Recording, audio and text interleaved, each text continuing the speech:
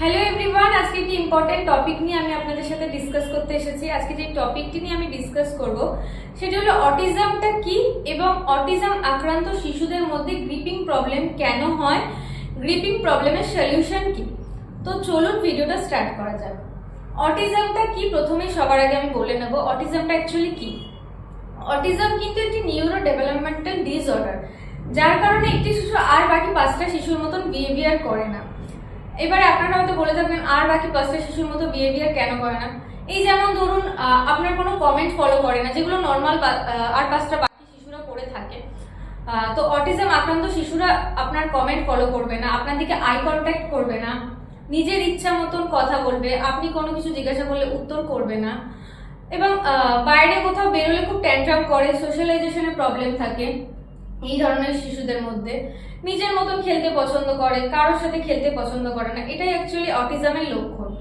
এবারে বলে রাখি, অটিজম আক্রান্ত শিশুদের মধ্যে কিন্তু বিভিন্ন প্রবলেম থাকে। এই যেমন ধরুন আই কন্ট্যাক্ট দিতে চায় না, সোশ্যালাইজেশনের প্রবলেম থাকে, আরো বিভিন্ন ধরনের প্রবলেম থাকে। এগুলোর মধ্যে একটি প্রবলেম হলো গ্রিপিং প্রবলেম।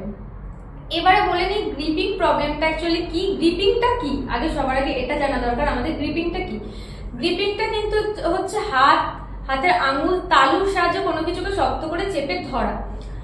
এই যেমন ধরুন পেন্সিল ধরে কিছু লেখা, চামচ ধরে কিছু খাওয়া, চামচ দিয়ে উঠিয়ে কিছু খাওয়া, এবং কোনো কিছু নিজের কাজ করা, জুতো লেস বাঁধা।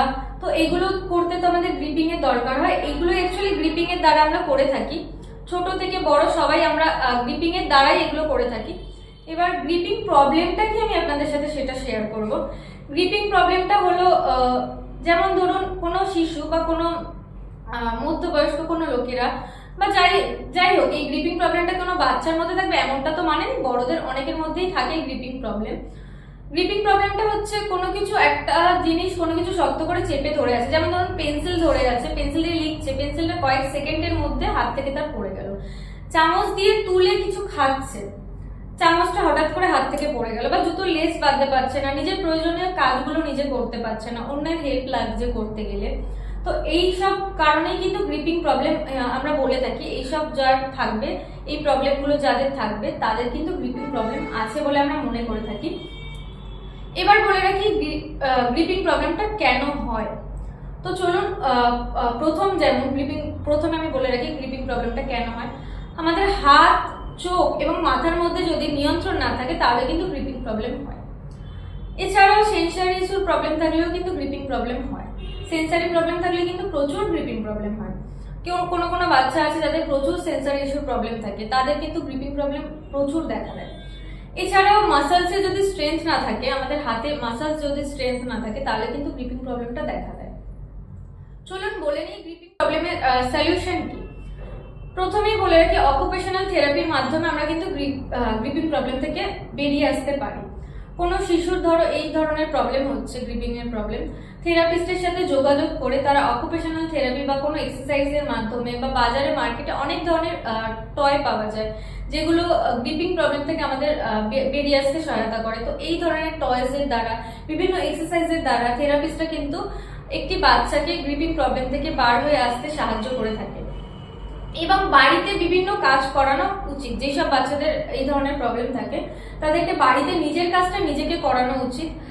তারা হয়তো বিরক্ত হবে, কাজ করতে চাইবে না, তাদেরকে দিয়ে ভালোবেসিয়ে বুঝিয়ে করানো উচিত যে তুমি এটা করো, এটা তুমি পারবে করতে। তো এই সব ভাবে আমরা বাচ্চাটাকে নিজের কাজ করতে সহায়তা করতে পারি এবং তাকে আত্মনির্ভরশীল হয়ে উঠতে সহায়তা করতে পারি।